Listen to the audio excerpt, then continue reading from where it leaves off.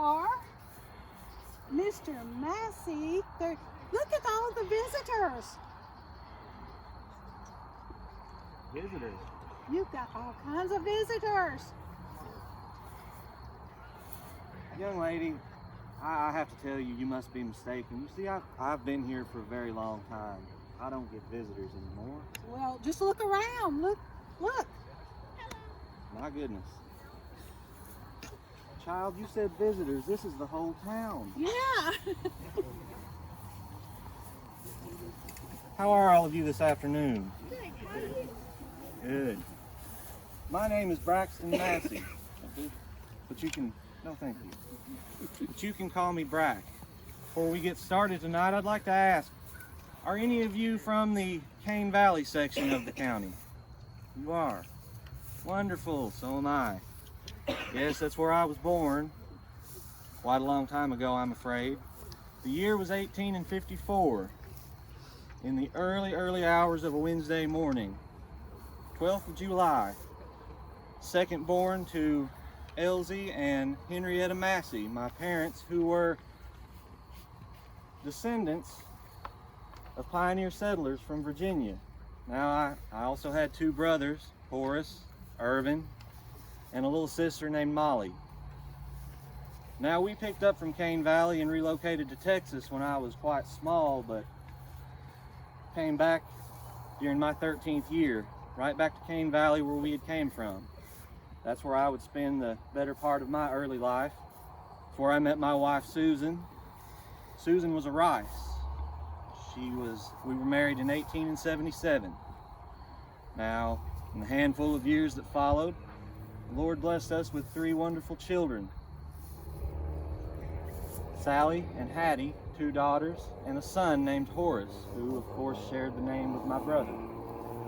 Now, while in Cane Valley, I mostly stuck to farming and dealing in cattle.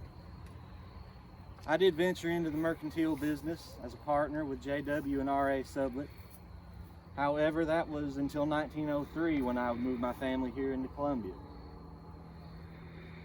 We were members of the Christian church where I served as an elder, and I was also a master mason belonging to Columbia Lodge. We'll get into that a little bit more in a minute.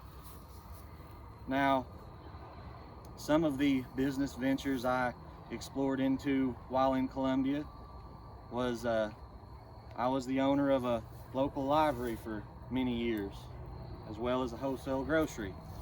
In 1908, me and some other individuals organized the First National Bank. Upon its organization, my fellow board members elected me president of the bank, a position I would hold for nearly 30 years. Now, it is very ironic that you come here to this spot to visit me tonight. Well, I don't suppose so. I don't know where else you would come to visit me tonight.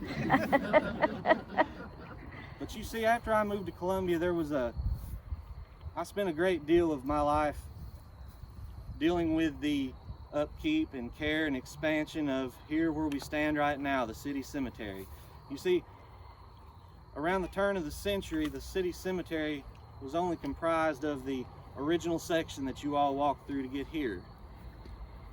By the early 1900s, the number of dead resting in the cemetery greatly outnumbered the living in town. So, in the fall of 1904, myself and some of my fellow lodge brothers secured 7 acres from Mr. J.B. Barbie for the price of $800.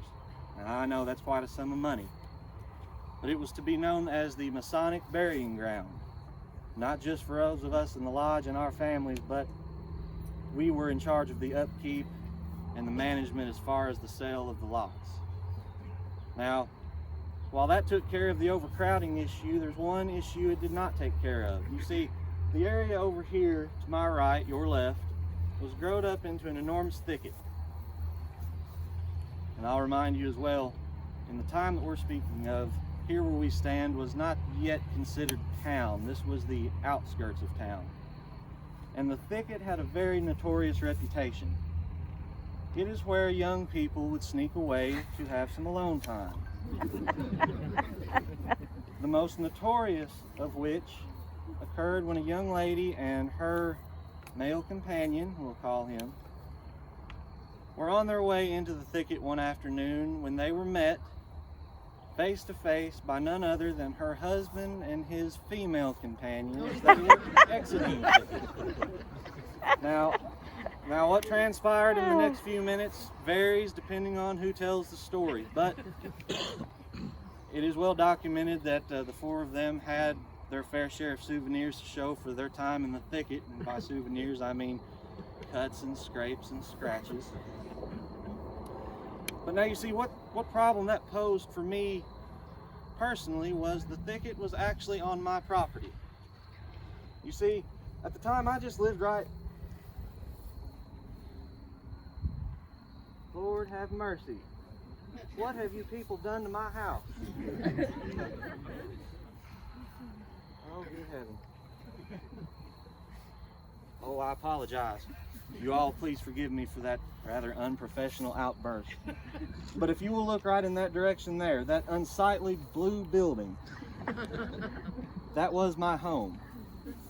Now the uppermost part there with the windows and the shingle roof, it bears some resemblance to how it looked when I was still around, but no, I can't speak for the rest of it.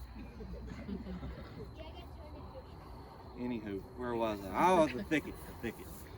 So, the very next year, the summer of 1905, we cleared away the thicket, leveled off this ground here, and I gifted, as you will, this piece of property to further add to the cemetery. It was known for quite some time thereafter as the Massie Addition.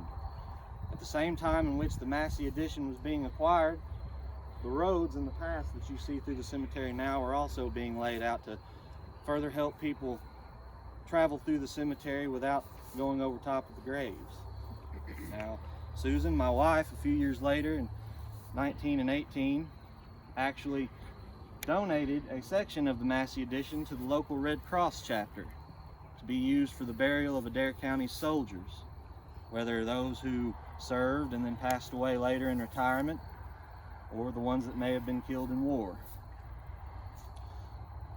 Now by this time we were approaching the beginning of a new decade, the 1920s, and by 1920 something had happened to Susan and myself, something that has probably happened to some of you already, and if it hasn't, not to worry, it will eventually with time.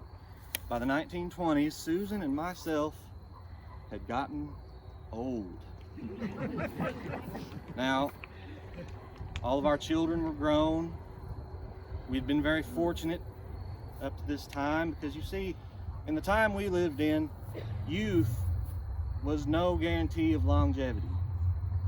It was very common in that time for families to lose children, some of them at very young ages, whether it be sickness or tragedy or just simply by the hand of God. Susan and I, unfortunately, were not able to escape that hardship, although it not be in childhood. In September of 1922, our oldest daughter, Hattie, would pass away, aged 45 years. Now, Hattie was what would be known then as a peculiar sort, whereas she never left home. She didn't marry, had no children, but she was a very kind soul and had a heart of gold. She was very active in church and loved her church family, and she was very active in the community as a whole. Hattie never met a stranger, and anyone who met her automatically felt very highly appreciative of her. So, she wasn't a sickly child, mind you. Just there in the last couple of years, the worst of which came a couple weeks before the end. Now, when Hattie passed away, the sadness didn't just overtake our family, but it spread like a dark cloud over the entire community. And she was brought here to laid to rest in the family plot that I had acquired several years before, with the hope, obviously, that Susan and I would occupy it well before any of our children. But as I said, it was the time we lived in.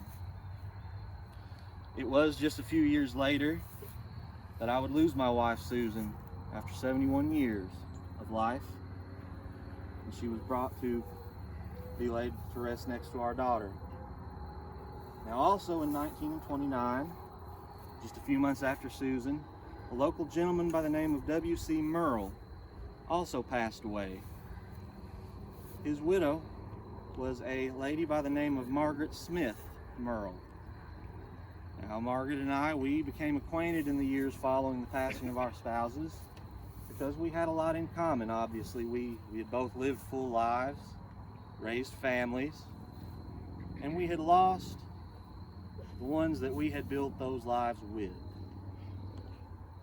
And something that you younger folks won't understand until later is, once you have spent your life with the companionship of another, being old and alone is not a very savory thought. So it was with that in mind in 1932 that Margaret and I married. Now, by this time, as I said, we were both up in our years. Margaret's health was really not all that bad. Myself, however, it was plain to see that my better years were far behind me. I wasn't able to be active in the lodge anymore. 1935, I retired from the bank. My health continued to deteriorate over the next several years, and with Margaret's age and her inability to properly care for me when I would hit a rough spell, I spent time back and forth between home and the home of my son and his family who care for me more properly. Now, it was in the fall of 1943, I was home here with Margaret. It was early September, a Friday, about noontime. Although I had managed a full night's sleep the night before and had only been up and about for a few hours, I was very tired, very weak, just couldn't come about any energy. So I told Margaret I was gonna go lie down, rest. She came to check a few hours later in the early afternoon, and when she did, she discovered that after 89 years, Braxton Massie was no more. Now, it was just a few years later that Margaret would pass away. She was laid to rest over with her first husband, Mr. Merle, over in the original section. But following Sunday after I passed, right over here at my house, Reverend Harvey Conover led a beautiful funeral service in my honor, after which time I was brought the short distance right here and laid to rest next to Susan and Hattie. Now, our other daughter, Sally, married a local man by the name of Claude Callison, and they're buried right here next to us. Our son Horace and his family are in the plot just in front of us, behind you folks. And if you look right across the road here into the what was then Massie Addition, you'll find that it did not just serve the county and Columbia, but also my family. You'll find plots for Montgomery, Breeding, and Moran.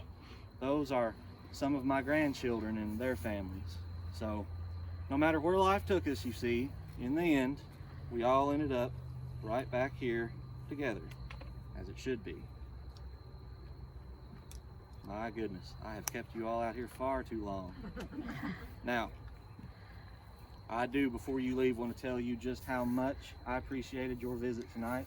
As I said, I've been up here for quite some time, and the folks that did visit me once upon a time are, most of them are here with me.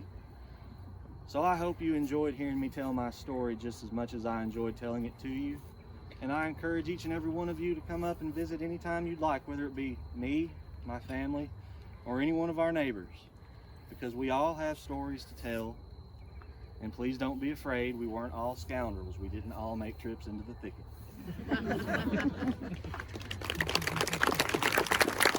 Thank you all for coming out tonight. Be safe on your way home, and God bless each and every one of you. Appreciate y'all so much.